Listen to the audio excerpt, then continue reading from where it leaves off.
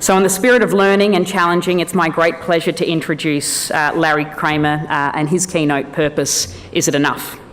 Larry has been the president of the William and Flora Hewlett Foundation since 2012, and under his leadership, the foundation has maintained its commitment to areas of enduring concern while adapting its approaches and strategies to meet changing circumstances and seize new opportunities. He has at the same time been instrumental in launching new efforts to respond to pressing and timely problems such as those related to political polarisation and cybersecurity. Since joining the Hewlett Foundation, he has written and spoken about issues related to effective philanthropy, including the importance of collaboration among funders and the need to provide grantees with long-term support.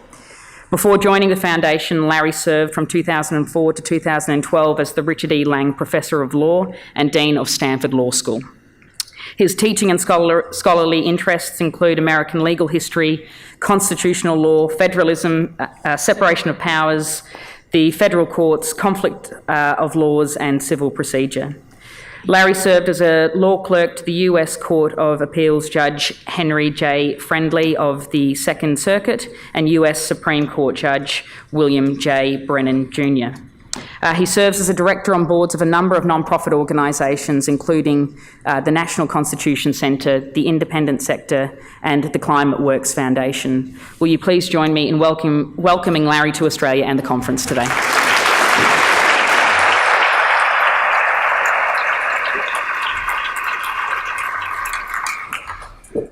Thank you for the nice introduction, and welcome everybody, and thank you for inviting me here. It's really an honor to be here. I have to preface this with a couple of things that I've picked up since I got here. So first, Christian said to me, you should be informal, move around. We kind of like it to look like a TED Talk. I hate TED Talks. I do. To me, they're kind of, I hate to say it, I said this to Christian, they're kind of emblematic of many things that I think are wrong with current contemporary intellectual culture. So among other things, there will be no slides. I've never used a slide in my life. Second, I do want to apologize up front because one of the reasons I came here was to learn more about Australia and Australian philanthropy. So it is my first trip. I don't know anywhere near as much as I should about either the country or philanthropy. So I'll be speaking from the perspective of the US, and so if anything I say sounds arrogant, please, it is not meant to be. I want to talk about the role and the place of philanthropy. Oh, one last preface. I also have some notes here. When I was dean, I gave some speeches early on, and one of my faculty members, a woman named Barbara Babcock, who was easily the best speaker I've ever met, came up to me after one of them and she said, when you speak, you have a choice. You can speak from the heart or you can speak from notes, and you should speak from notes. So I have notes. So I want to talk about the role and the place of philanthropy in society and some ways to think about the privileges and responsibilities and obligations of doing that. And although I have the privilege of working for what is a large foundation, what I say, in my view, applies equally to philanthropists of any size or scale. In broad strokes, the privilege and responsibility are essentially the same thing. Right? It's to use, many of us have been privileged either to acquire or in my case to have the opportunity to steward large resources for the betterment of humankind. And that's essentially the heart of it. It is, though, important to maintain some perspective about what we can and cannot do. That is to say, what is the realistic role and limits of philanthropy? Because there is often talk about how, we're going to bend the arc of history toward justice and cure global poverty and eliminate racism and so on. And, the truth is the resources available to philanthropy globally are minuscule by comparison to the kinds of problems that need to be addressed and that we actually work on. And that's particularly true, not just in and of itself, but when you compare the resources available to us to those available to the other two chief devices for addressing those problems, which is to say government and markets, the private sector. So, those devices can achieve a kind of scale that is almost unheard of and impossible for philanthropic organizations to do on their own. Just think of some of the budget numbers. Last year in the United States, organized philanthropy made grants of about $40 billion altogether. And that seems like a lot of money until you realize that, for instance, the K-12 budget in California alone was something like $78 billion. And the global GDP last year was something like, I wrote this number down, $135 trillion. That's last year alone, which makes all of the philanthropy equivalent to something like 0.0006% of global GDP. So we really are talking about a tiny little amount of resources to address globally major issues. On the other hand, both markets and governments are limited structurally in what they can do and how they can do things, right? So for-profit businesses, for instance, are limited by the fact that they're for-profit. And that's inherently a limitation. There's an additional layer that's been put over that basically since the 1970s, which is, what I regard as a deeply misguided notion that the sole purpose of a for-profit entity should be to maximize the value to its shareholders. Now that precept is undergoing some stress. There have been some exceptions to it. We have B Corps now and public benefit corporations. Impact investing is slowly growing as a practice, but all of that still remains really marginal around the edges of the business world writ large.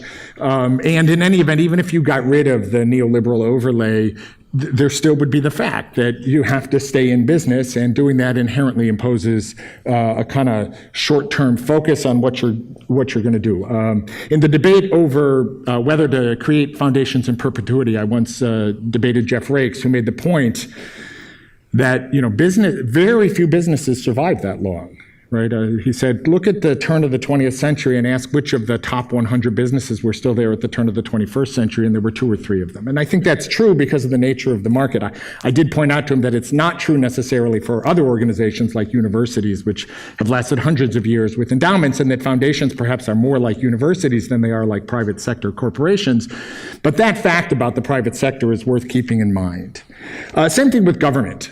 It is an unfortunate, I suppose, but predictable consequence of electoral accountability and competitive elections that you're also going to get inherently just a short-term focus. It is very difficult for government to engage in really long-term planning. It happens rarely, but it is rarely. And it's very difficult for government to engage in really risky experimentation, although, again, it does happen. Nevertheless, the sort of short-term focus and the difficulty in really engaging in experimentation are an inherent part, I think, of government. Philanthropy, on the other hand, and I'm not telling, I think, anybody here anything you don't already know, is, it's often noted, free from both market and electoral accountability. So that frees us as funders to do things that these other institutions can't, right? It enables us to work with the long term in mind, to develop and run experiments, to take larger risks, and to focus on problems where interested parties are blocking paths to making progress. So we can, in that sense, serve effectively as society's conscience, right? We can help government and markets get past those limitations if we operate intelligently. Now that justification for philanthropy, and I think that's the easiest way to see it then, carries with it some of the responsibilities and obligations that are built in. So first, it is, I believe, an obligation and a responsibility to be open and transparent about what you're doing. Right? And that follows from the fact that we are publicly subsidized and democratically unaccountable. So that's a good thing because it frees us to do certain kinds of things, but the very least we can do at that point, given the fact that there is public subsidization of what we're doing, is to be open about what it is and to listen to the communities that we may be affecting. Second is we have a responsibility to pick problems that matter. That is to say, problems to which philanthropy can uniquely contribute. And that means problems that can't or won't be addressed by government or markets, problems that call for risk or experimentation or long-term commitments of some sort. I often say inside, my own operation, what's the point of being unaccountable if you don't take advantage of it? So I should say there are lots of foundations. One thing I never understand are foundations that are afraid to do something because they're going to get criticized in the press. Okay, criticize. Who cares? Right? I want to listen. Criticism might be right, in which case I should take that into account. But there is no reason for us to be afraid of any of that. That is the point of the unaccountability. And it is our responsibility then to take on the things that run those kinds of risks. So it's not just the risk of not succeeding. It's also the risk of being unpopular, all those other kinds of things that limit the other institutions from taking steps that need perhaps to be taken. Now, equally important to picking problems that matter, and somewhat in tension, I suppose, is picking problems that matter to you. Okay? There is this movement out there, effective altruism.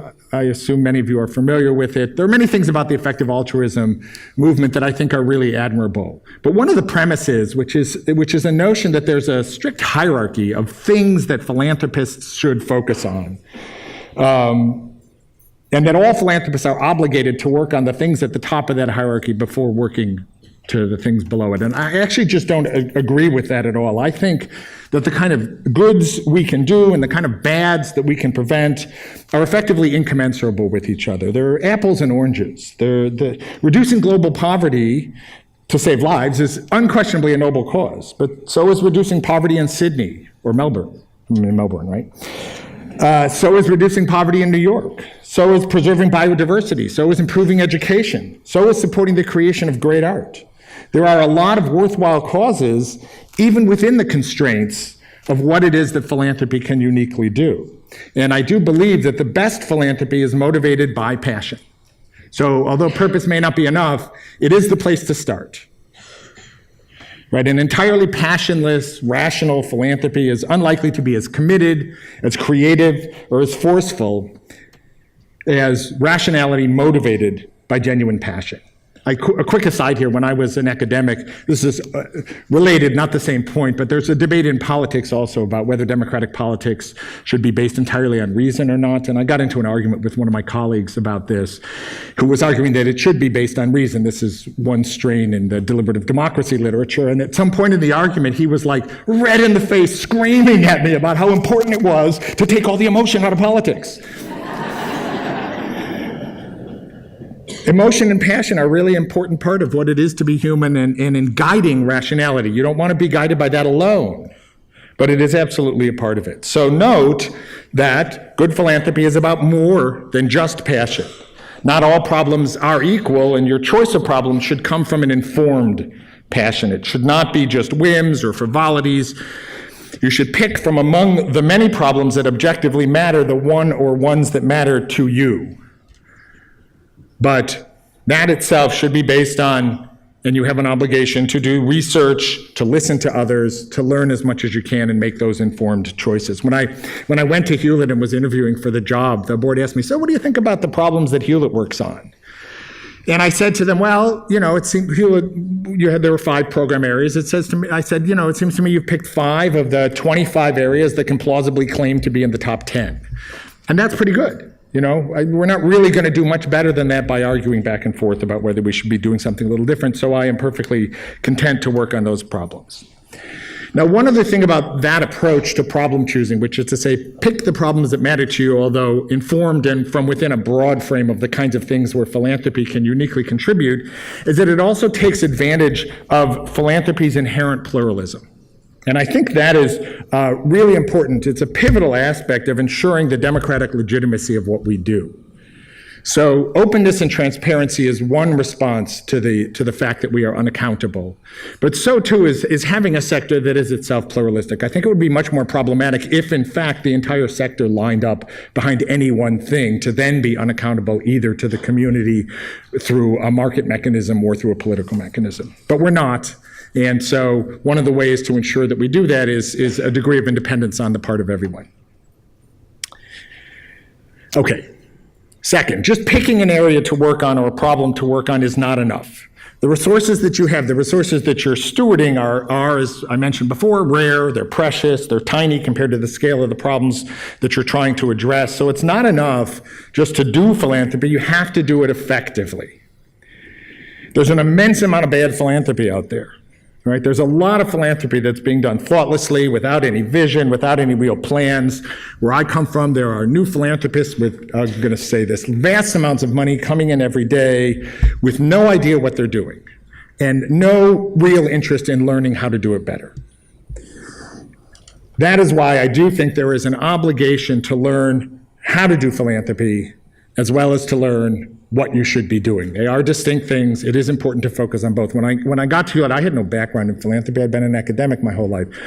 I spent my first year reading going around meeting the other people who are doing philanthropy, the academics who'd been working on and trying to understand as much as I could about the history. I would say it was not until my 4th year that I really felt like I knew what I was doing. I was lucky. I was inside an institution that, operated pretty well. I could have actually been hit by a bus and nobody would have noticed for 6 months or so. It gave me the space in which to learn, but that learning, I think, is pivotally important. And that task never stops. And the fact of the matter is, philanthropy is not easy. It is a trade.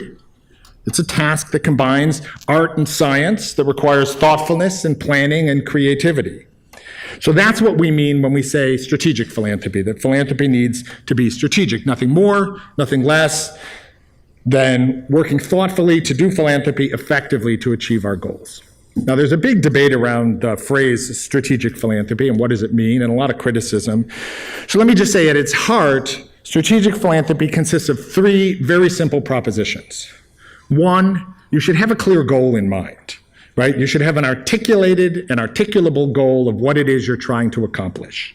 2, you should have a story about how it is you're going to accomplish that goal, about how you're going to get from here to whatever that goal is. This is sometimes referred to as a theory of change. Fine, good phrase. It's still just a causation story about how what you are going to do is going to bring about the outcomes that you're trying to achieve. And 3, you should have a way to measure whether or not you're making progress toward that goal. Okay, now I want to say a few more words about each of those things. So let me start with setting a goal that's articulated and articulable. So in my view, that goal should be ambitious. But you do want to distinguish between sort of your broad programmatic goals and the specific strategic goals you're after. So for instance, we have an education program. We say that our education program's goal is to provide students with the skills they need to succeed in careers, life, and citizenship. Well, okay, that is a goal. That's not a very useful goal in the sense of actually doing philanthropy. So within that, we have specific strategies that we think promote that broad programmatic goal that have ambitious but articulable goals. So for instance, we are currently running 2 strategies. One we call deeper learning, one we call open educational resources, or OER. The deeper learning strategy is to change the culture of the classroom so that teachers, rather than focusing on just content, are teaching students 6 competencies: problem solving, critical thinking, learning to learn, communication, collaboration, and development of an academic mindset. We look to achieve those specific competencies in 15% of the students and 15% of the classrooms we have a date for that, and then we'll move on from there. Okay, that is a clear goal for what we're trying to accomplish. Similarly, with open educational resources, we have a goal. Open educational resources are online free materials that can be repurposed in whatever way you want without needing to pay anyone or get permissions. You usually have to have attribution, but otherwise you can rework the materials as you wish. Our goal is to turn those into the default in education, so that instead of traditional hard textbooks being what people use with an occasional use of open educational resources, that's flipped. So classes are taught with open educational resources, although occasionally there may be a reason to default to some other kinds of materials.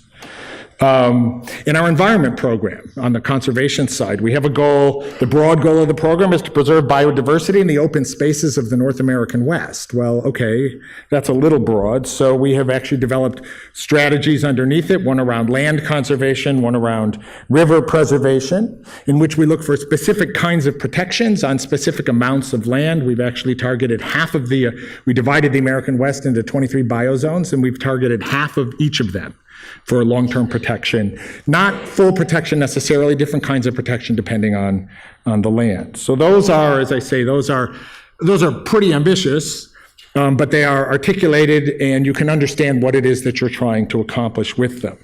We advance them in chunks. So we typically do this in 5-year chunks, checking in every 5 years to see where we are and do we need to make changes in a full way with an outside evaluator and so on. Okay, so that's developing a goal. Developing a theory of change, or the story, is simpler to explain. It's essentially, a causal story. I think everybody understands what that is. The key here is just to do research.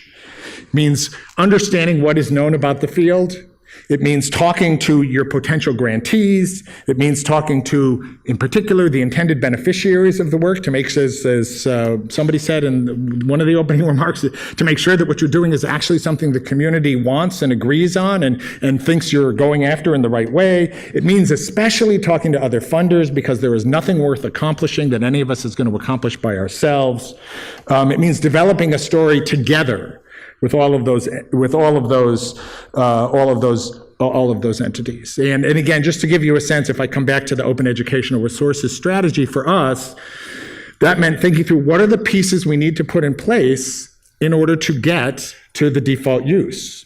A lot of the research suggested to us that you could think about OER as one of those kinds of things that falls in the traditional innovation curve, where if you get beyond about 20%, it will take off on its own. We're currently, I should say, at about 14% usage. So what did that mean? It meant first we needed to support the generation of the materials themselves. We needed systems to make sure that they were of high quality, so that meant third-party evaluators of the materials that were being produced. We needed to push the adoption. Now, that was the hardest part. As we thought about it, we decided the way to do it was to find problems in education that OER materials could solve, not necessarily for the reasons we wanted them adopted, which was to improve educational outcomes, but for something else, typically cost. So, for instance, we went to community colleges and said, you know what? 30% of the cost of community colleges and textbooks. If you can line up a whole degree program, that is, say, all the courses in this degree program using OER, you can reduce the cost to your students by 30%. Without any effect on the educational quality. And so we started working with schools in order to get some of those degree programs adopted. And of course, once they're adopted, because the costs are so much less, students flock to them, and that puts pressure on other professors to follow along and do the same thing. So we've looked for problems like that as ways to move from the 14% to the 20%. And on and on. As you see, it was just thinking through what are all the pieces that need to be put into place for this to happen. And then lastly is measuring progress. So this is, I think, for people who talk about strategic philanthropy, the most misused and misunderstood part of it, because people tend to either do too much of it or too little. Too much meaning they kind of push to extreme absurdities with respect to what it is they're trying to measure, or they don't bother doing it at all. Now, there's no simple one right answer other than, a general prescription, which is what is reasonable under the circumstances. If you have no idea what kind of progress you're making, that's a mistake. There's something wrong with your philanthropy. You could just be throwing your money away. It's not responsible. On the other hand, when measurement, becomes the thing that completely controls what you're doing, you're letting the tail wag the dog, and that's also misplaced. So finding that sort of happy medium, not being obsessed with numbers when numbers aren't necessarily the right way to do it, being honest with yourself about what you're measuring and what you're learning, that's essentially what you need, and then you figure it out from where you go. In some areas, like in Western conservation, that one's easy, right? We have miles that we're trying to protect. In our climate work, it's tons of carbon going into the atmosphere, so we can measure our progress. How many fewer tons are going into the atmosphere than used to be, and so on. Other programs are not so simple, and so in those, you tend to look for proxies, and we ask the question: what would the world look like if we were succeeding, and is it starting to look that way, right? What kinds of institutions would be changing if we were succeeding, or, and so on. And so those become proxies, and as I say, we try and sort of apply a reasonableness standard to the whole thing, not give up too soon, but also being honest with ourselves if we have any idea what we're doing. And it's hard to say much more than that, other than take it seriously, be honest with yourself, and you'll be fine. The last aspects of effective philanthropy that I just want to touch on are the overarching ones, which is essentially, this all works pretty well. And again, I think I'm not saying anything you don't all know. If you bring to the work an attitude that what matters most is learning and adaptation.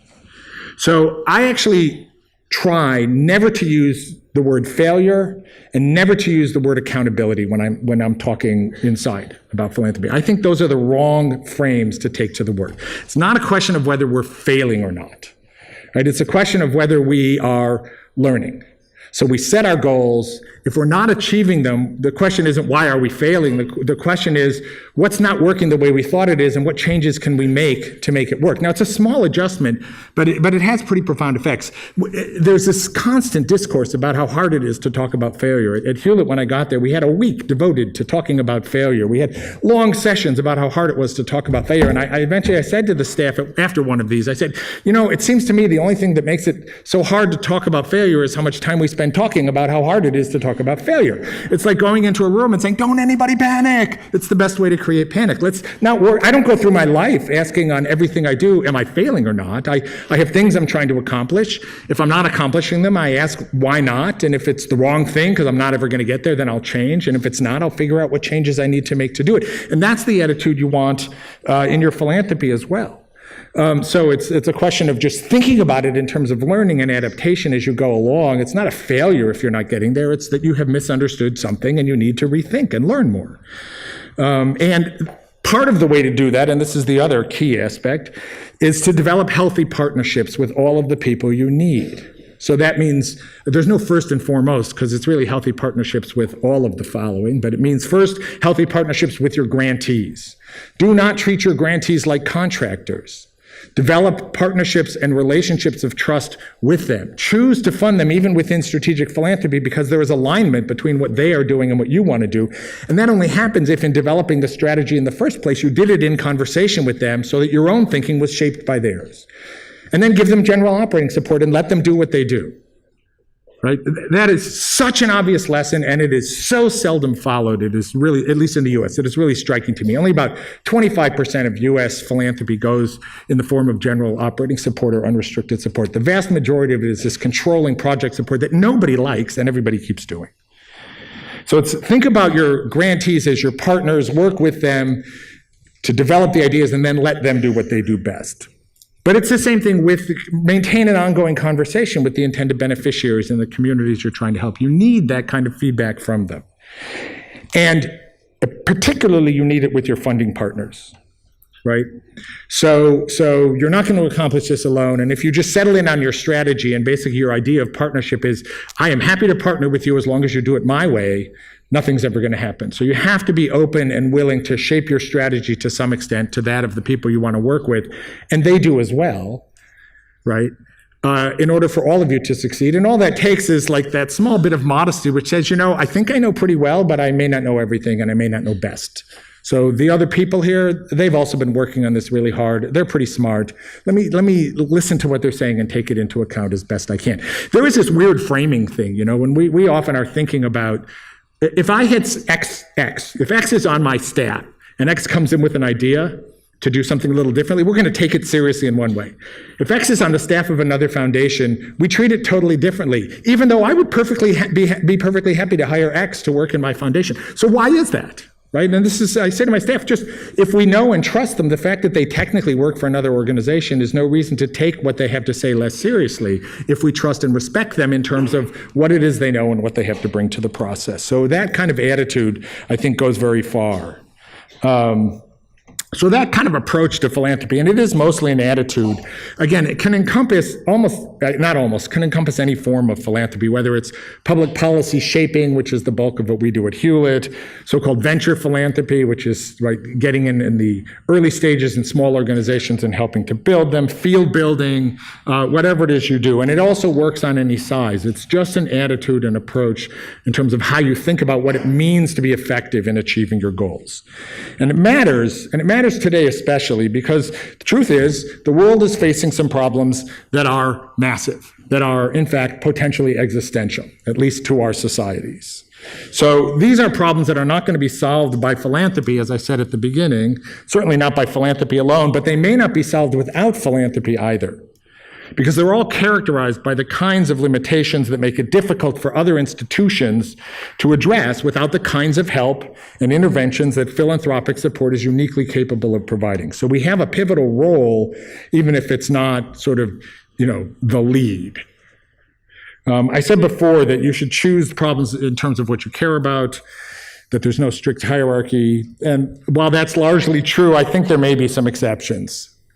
today anyway, that is, say, some problems that are so obviously large and threatening that honestly every philanthropist ought to be thinking about playing a part in them. So I'm going to touch on two of them quickly as we finish here, the two that I think are most critical.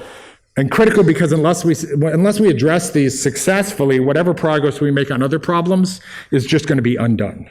So I mean, of course, one is the decline of liberal democracy, and two is climate change. So I want to say a few words about each of those, just to give you a sense. So the decline of democracy globally is a trend that's hard to miss. It's visible in the US election of Trump.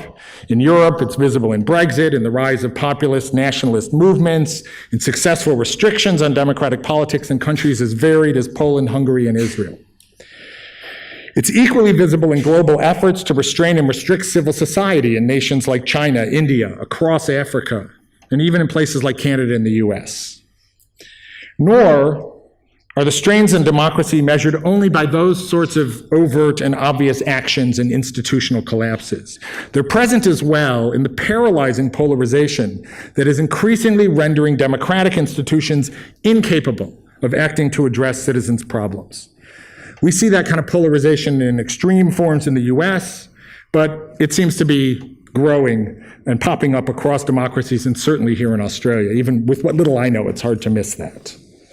And it's that sort of paralysis that ultimately will fuel the undemocratic movements that will lead to a great deal more suffering and undo a great deal of good unless we prevent it. So don't kid yourselves, I guess I want to say, right? Australia is on the same path as the US. You're just behind us by a few years. But this is really something that I think needs to be attended to. Now, the underlying causes of the strains on democratic government aren't difficult to discern. They're well known. Let me just touch on them briefly. We're living through a period of massive economic dislocation and redistribution, a product of global free trade and technological innovation. That has produced enormous and salutary benefits in many parts of the world. But especially in the developed world and Western democracy, it has fueled a massive growth in wealth inequality, while leaving large swaths of working class citizens behind, dislocated, and increasingly alienated and angry. Those tensions are all made worse by something that happened at the same time, not necessarily causally related, which is the social transformations that accompanied feminism, racial diversification, and other movements that have fueled the emergence of identity politics, which just raises the tensions and the stakes around all of this. Okay, we know that's been going on. That's not the reason democracies are failing, right? The reasons democracies are failing is that democratic institutions in these countries have proved incapable of addressing the problems, and that is a separate issue and a separate problem, right? These are the kinds of problems that democratic institutions are supposed to address. So the causes and the cures of the institutional failures within democratic governments are, I honestly think, deeply local. They're a product of institutional arrangements and histories that are particular to each country. So I have no story to tell you about your own country. At Hewlett, we chose in 2012, when I arrived, to tackle the problem of political polarization in the US, because it was obvious what was going on. I actually wrote a memo to our board in 2012 when I got there, saying, the 5 problems we work on are great, but you're missing this other one which underlies everything, because if we're trying to move public policy and you can't move it because our democratic institutions are effectively locked down by polarization, we're wasting time and money. Worse, the consequences of that, 2,000 years of history will tell you, is going to be the rise of a demagogue, and you can expect to see that sometime in the next 30 years. And I was off by 26. But the basic diagnosis, I think was right. So let me say a few words about the way we at least are thinking about polarization in the US as a philanthropic strategy. So first, polarization is a conclusion. Right? That is to say, what it reflects is an inability within the democratic institutions to achieve compromises. That appears as polarization as the outcome. Nobody on either side is willing to shift a vote or join something on the other side. We know that the challenges that are out there, we know we have solutions to them. There are things that could solve these problems. The problems are not themselves worse than things we faced in the past, whether it was the Great Depression or the 1960s. They pale by comparison in truth. I mean, there are not huge, difficult problems. We are not entirely without solutions. And the ideological differences between the left and the right are not only not larger, if anything, they're smaller than they were in these past periods. So what's changed is none of that. It's that for some reasons, which we will talk about in a moment, the parties involved, the people in government who are responsible for doing things won't compromise with each other. The way political scientists talk about this is what has traditionally been ideological polarization, disagreement around ideas, has shifted into what they call affective polarization, in which this is less about the ideas than it is about tribalism. I'm not going to do that because you want to, right? I hate you. You are the other team. You are the enemy, right? You are not a real American or whatever it is. And when 94% of Americans say they support background checks for guns, but you couldn't get it through Congress because all of the Republican ones were not going to do it if the Democrats wanted it. It was as simple as that. It wasn't some institutional failure. Republican representatives were actually being, to some extent, responsive to what was going on, which was a reflection of this affective polarization. So it's a product of history. I'm not going to go into all that here. I'm happy to talk about that with anybody on the side, how we got into this mess. But how do we propose to change it is the more interesting question. So, strategic philanthropy, we start with a goal. The goal is to get Congress back to basic functionality, the kind of functionality that is necessary to earn the confidence of citizens. We focused on Congress because it is, in fact, and always has been, the key institution in the U.S. constitutional system. It is the one institution capable of reflecting and balancing all of the varied interests across the country. It is the failure of Congress that has provoked all of the other bad effects, that produces an expansion of executive power and judicial power and so on.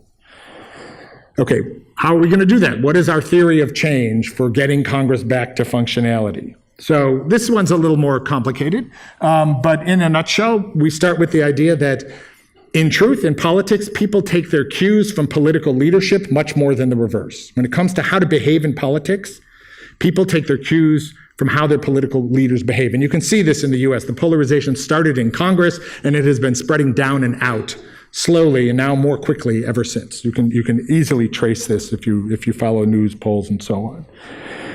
Second, the people in Congress actually hate the situation that they find themselves in. Unable to compromise, unable to reach agreements, unable to do things with each other. It's a really quite interesting irony, but it makes sense if you think about it. Being a congressman is a terrible job. The hours are awful, the pay is awful. You live in like 3 days you're traveling all the time, you're living in your office half the time when you're in DC. People go into this profession because they actually want to do something for the public good. There are a handful of bad actors. There are some people in Congress who really want to shut it down, but it's a relatively small number, and the vast majority on both sides would actually like to get something done. And they can't. So why can't they? And that requires a sort of finding where are the institutional, cultural, structural leverage points that can be moved in order to recreate space for them to begin to compromise, on the understanding that once they begin to do that, the public will actually accept that. And we see that on the rare occasions when they do. There was a big Education Reform Act a couple years ago. It achieves immediate widespread acceptance. And then we fall back into the same patterns. So we've looked at essentially two large areas where we think philanthropy can make a difference in moving this forward. First is a set of institutions inside Congress. Power in Congress, for historical reasons, has been centralized at the leadership level. The leadership in a closely divided electorate is always looking at the next election. They could lose their House in any given election. They do not have time to focus on policy, and so they kill it. At the committee level, if I spend all my time, I'm a Democrat, I'm a Republican, I'm on the banking committee, I spent a lot of time learning about banking. I want to do something good for banking. Right? So the leader has taken that power away from me, but if you can get it re-decentralized, you have much more capacity to achieve compromise at that level. Second, relationships have disappeared within Congress. People literally don't know each other. I have met Democrats who not only do they not know any Republicans, they don't even know all their fellow Democrats.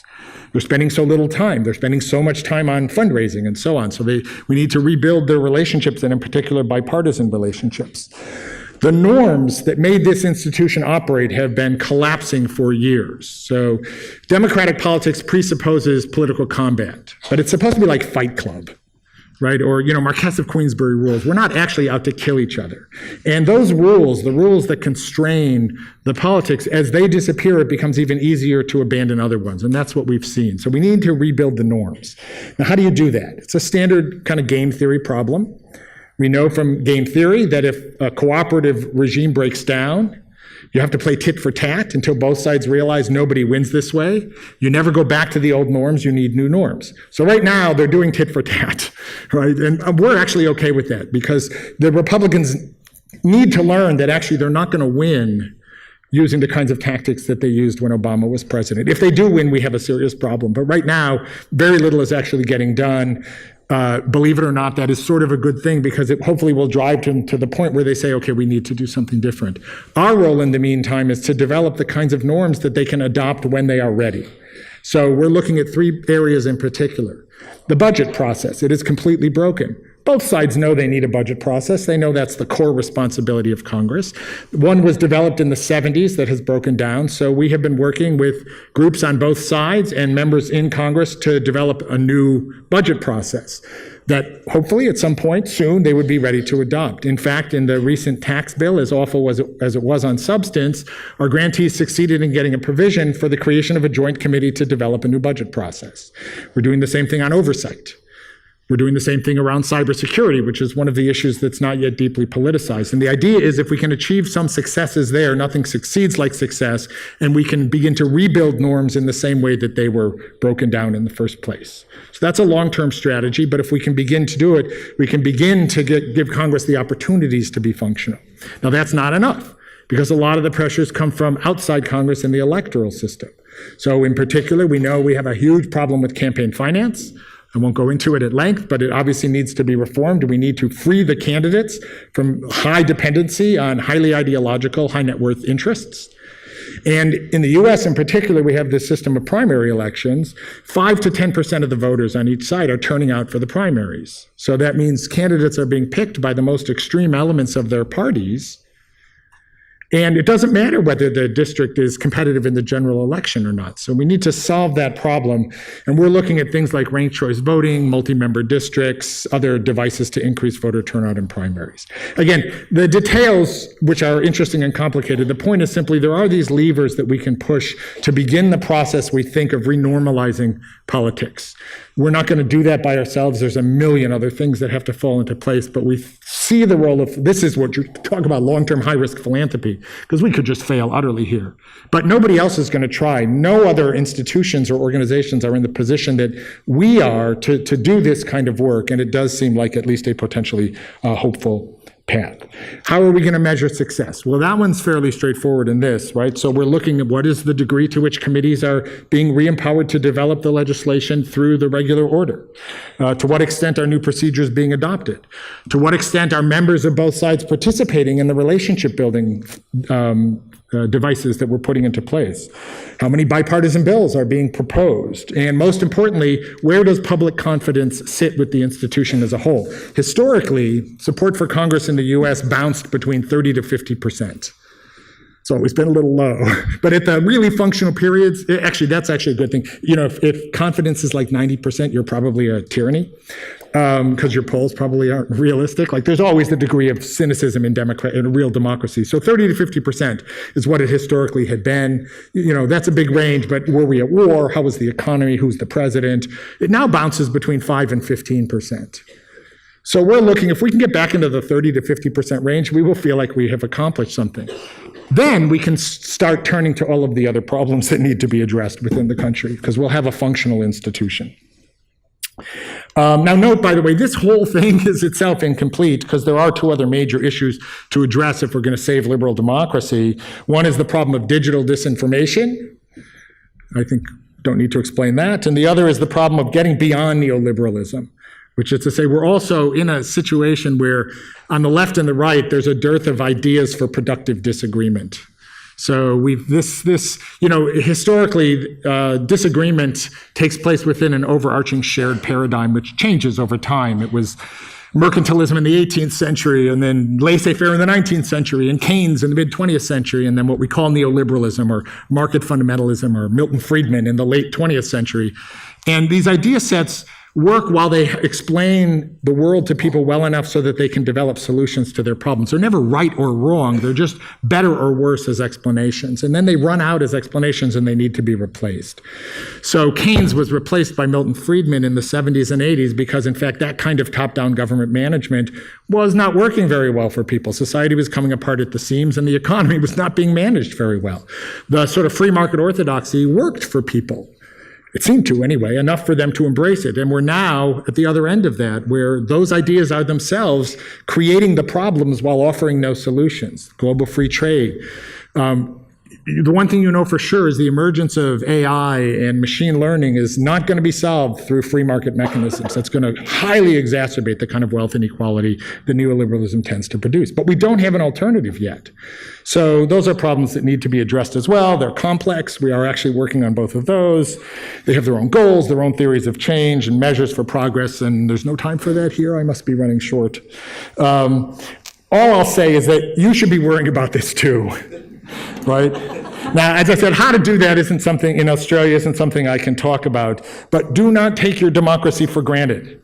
And do not treat it, this is the biggest problem philanthropy often has, do not treat democracy as nothing more than a means to an end. All right? Many of the funders we're working with on democracy issues do not see democracy itself as the end of what they're trying to protect. They have policy goals that they're trying for, and they see fixing the democratic problems as a means to that end. And the problem with that is it tends to exacerbate the polarization. You have to understand that 2,000 years of history, we developed something really precious and special that is under threat, and that we have a role to play in helping to fix it. But that means understanding that we may need to put aside our short-term policy goals in order to fix this thing, which is essential in the long run for really getting people the kinds of solutions that they're going to need in a durable and enduring way. Otherwise, whatever wins you get are likely to be short-term and undone when the political winds change, or worse, when the ability to speak through democratic means disappears. And as I say, do not assume that that is not possible. Just read a little history. A lot of people have made that assumption, and they've all been wrong in the past. Okay, equally critical issue that I'm going to wrap up on, I'll just say a few words on is climate change, right? Because it's another, they call this a wicked problem. I hate that phrase too. But it is certainly a complex problem. So let me just make a few points for you all to consider on climate. Okay, the seriousness of this problem obviously can no longer be questioned, at least, honestly, not by anybody who's a serious person. The evidence for climate change is by now so overwhelming and so consistent that it takes a true effort of the will to deny it. What to me is most interesting is we've now had enough time with the climate models that we have actual data to show that they actually work. And what's scariest is they work in the following way, which is within the models, which work by predicting ranges, the temperature rise itself is at the low end of the range, and the consequences are at the high end, which means, if anything, we are under-predicting the scale of the problems that we're going to be facing. And the consequences, if we don't succeed on climate, and by succeed, I mean keeping it, I'll settle for 2 degrees, much less Paris is well below 2 degrees. The consequences, if we don't succeed, are extreme, right?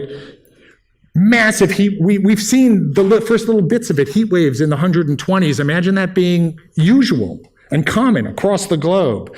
Fires, we've been experiencing a lot of them in California, but wildfires wherever there are forests become, again, pretty common events. Floods and storms like some of the major storms that we've seen. And all of this, of course, translates into money. It wrecks your economy. Migration. So think of Syria as a piker compared to what we're going to see when temperatures rise above 2 degrees. Massive migrations, which are going to put enormous pressure on all of our political structures. Food production.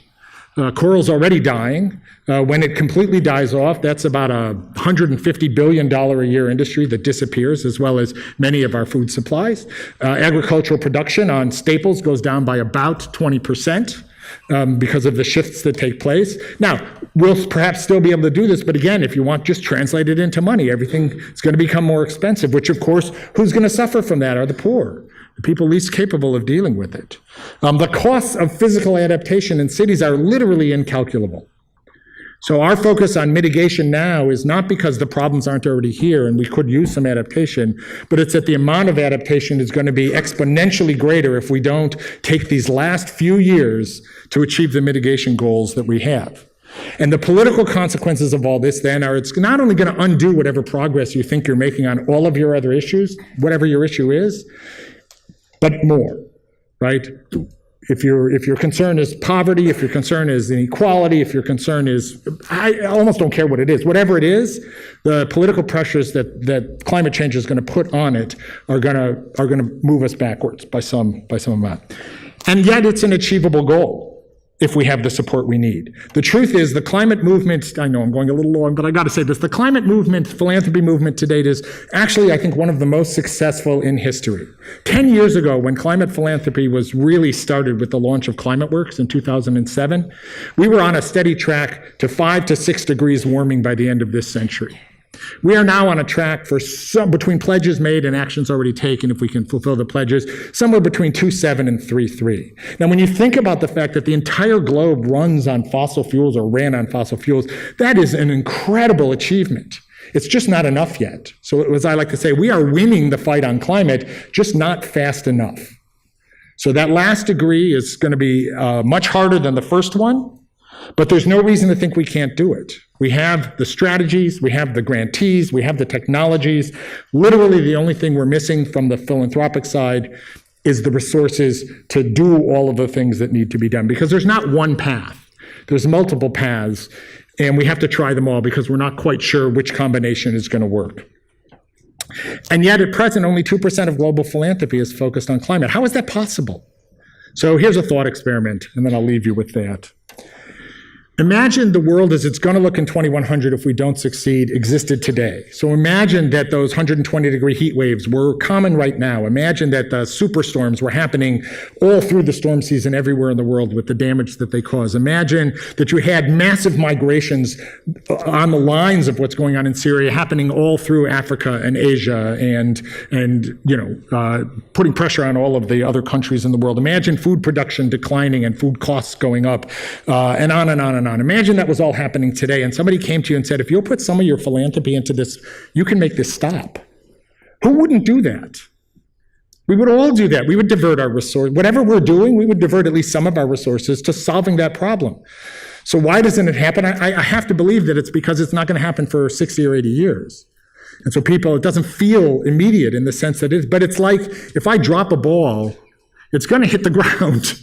So we're now at the ball dropping phase. The stuff we're putting in the atmosphere it's a mechanical process. It is going to cause these consequences unless we can stop it. So we have to do that now. We can't do it later. The costs later are going to be vastly larger. So it's pennies on the dollar now in order to stave off a problem that it's your children, my children at least, and my grandchildren. They're going to bear the consequences of this if we don't fix it. So those are the kinds of challenges we face. And those are the kinds of challenges where we can make a difference as long as we think about doing it intelligently. They are immense challenges, but then so are the opportunities. We actually, as a group, have a chance to do something that very, very few humans in all of history ever get the chance to do, which is make the lives of billions of people better. Now, as I said at the beginning, I hate when people in philanthropy talk like that. We're going to bend the arc of history towards justice. But on these problems, we can actually do that. No one's going to remember us. We won't be the people in the history books. But we have the opportunity to participate in something that really matters on that kind of scale. And so that's, I think, the challenge that we all face and that I put to you. Thank you.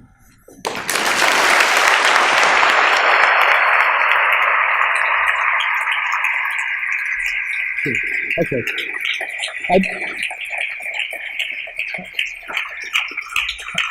I'm happy to take a couple of questions. I think I ran out much of my time, but there's time for at least a couple.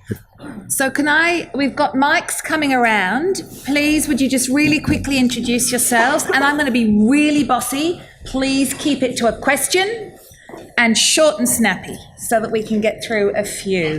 So please wave at me if you've got questions and comments. Here, thank you. We've got mics coming from Christian. And anybody else? Line up the next one after that. Any waving? Thank you, Joe. And at the back. Stripy top, sorry, can't see, lights in my eyes, thank you. Nice top. Good morning, thank you, that was a great presentation. You referenced high net worth individuals with high influence and their influence on the electorate. and public policy, some of it quite pernicious. Can you talk about how we address the question of the lack of accountability that type of philanthropy is putting before us? Well, so there was a relatively straightforward solution at this point, which is just serious public financing. In the U.S., right now there's a lack of political will for that. And right now you have the Supreme Court standing in the way of almost every other solution. There are lots of ways to think about addressing it. So as I say, it itself is a political problem that requires a political solution. This is going to sound awful. When Justice Scalia died, this is really awful. I was a constitutional historian. There's a famous story in the U.S. when Brown v. the Board of Education was first argued in 1952. Fred Vinson was the Chief Justice, and he supported segregation, and it looked like the court at least would be split, but might actually uphold segregation. And in the middle of the case, Fred Vinson died suddenly of a heart attack. And Felix Frankfurter was quoted as saying that it was the first and only evidence he'd ever seen that there might actually be a God out there. And I wrote a memo to my board after Scalia passed away, and I quoted that story.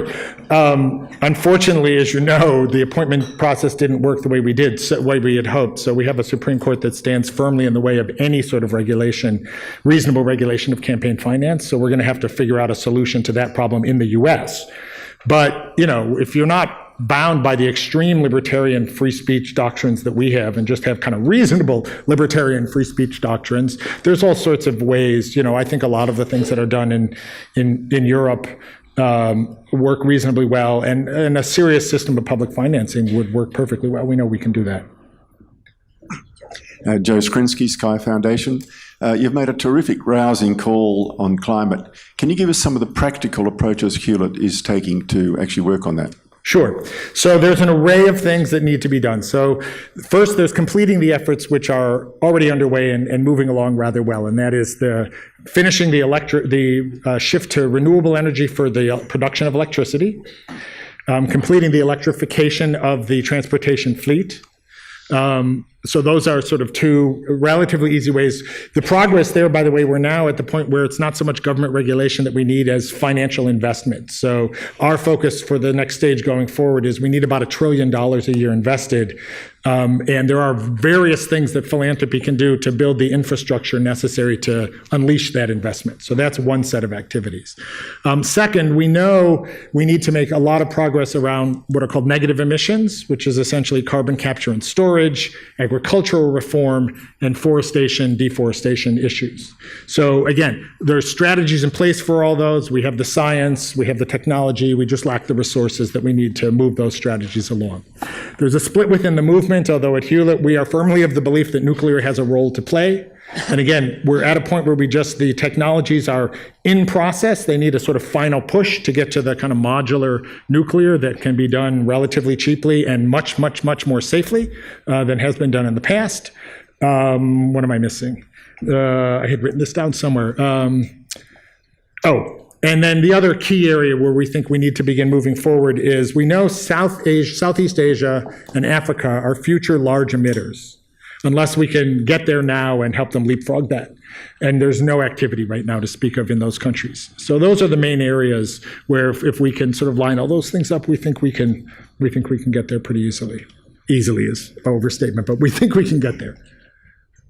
I'm happy we have this whole thing developed. Anybody is interested, we can put you in. There's a group of funders who have been working on this where we have all of the materials and the strategies and the grantees, and we're about to hopefully launch a kind of fundraising effort to bring in more philanthropic resources around this. There's room. It's one of these things where there are lots of funders, but not enough, and it's a place where large or small, you can help make a really big difference by being part of what, as I say, will be the most important philanthropic effort in history if we succeed.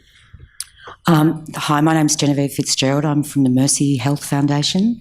Thank you so much. It was a fabulous overview and a great reality check.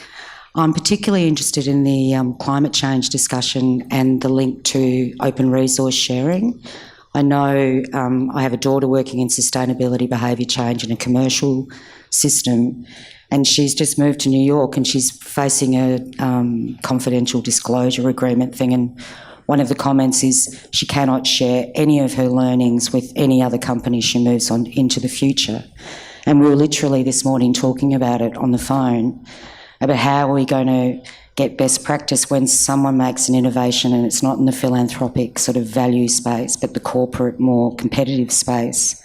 With the challenges we have and the limited time we have, how can philanthropy engage the corporates to be more open in their sharing and learning as they implement sustainability change?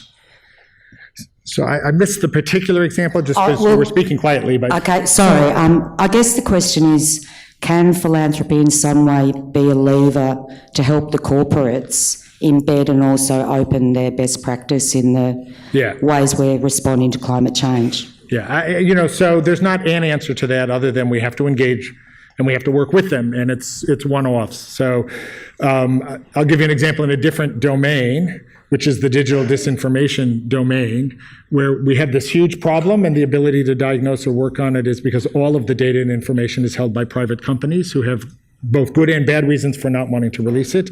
We were able, by working closely with Facebook, to come together around an agreement where they have now released their data for independent research with no pre-publication review. But it was a long process of really working with them to allay their various fears and speak to their legitimate concerns. So I think it's doable, but it requires really getting into the trenches and engaging with the particular concerns of the particular company. I don't think there's any other way to think about doing that successfully in the time frame that we're talking about.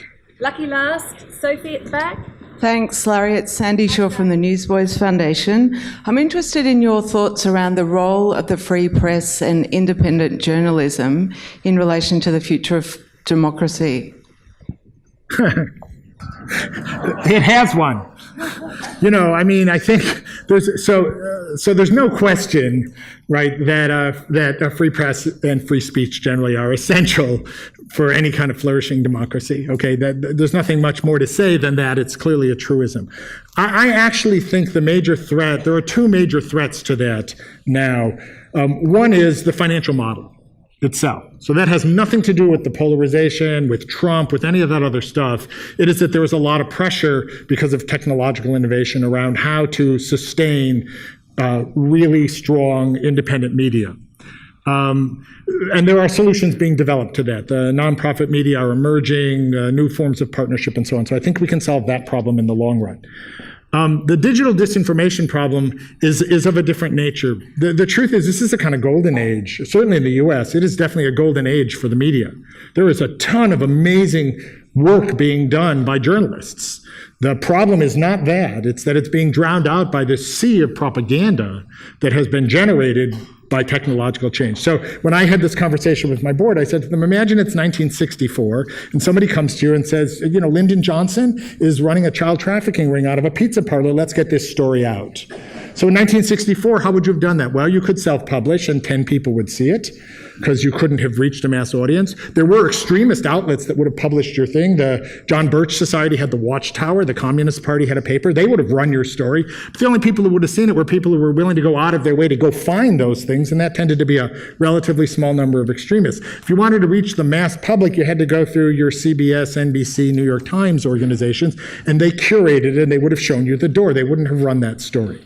So what's happened with technology, and that's because they were both producers and distributors of the news. They had both functions.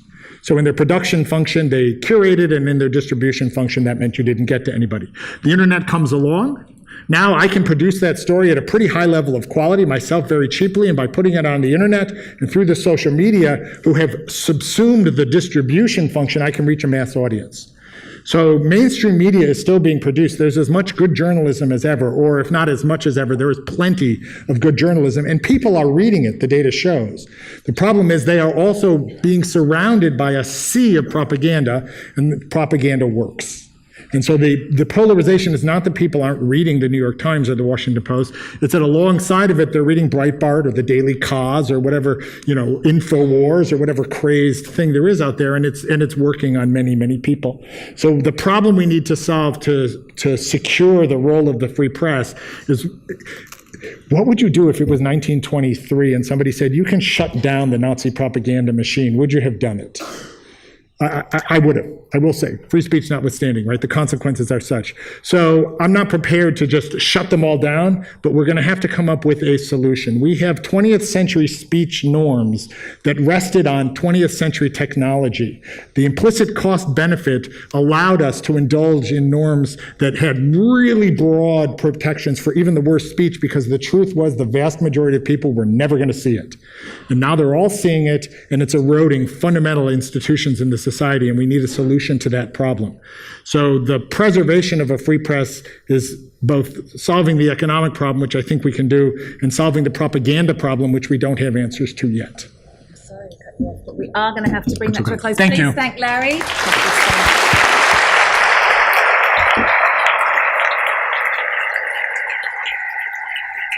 I'm sorry, it's horrible stopping the conversation. Larry, when Christian and I were dreaming about sort of people to bring out last year for the conference, your name was top of the pops, and then we went, no, I'll never come. And then like half an hour later, he's like, oh, should we ask him? Anyway, we asked him, he said yes, so we did a dance around the office. Now you know why. Larry, thank you so much for coming and sharing that with us. And I can feel Karen's ESP vibes in my brain, Sandy, about a plug for then the Democracy and Media breakout session later. I was right, wasn't I? Yeah, she's looking at me going, say it, say it, say it.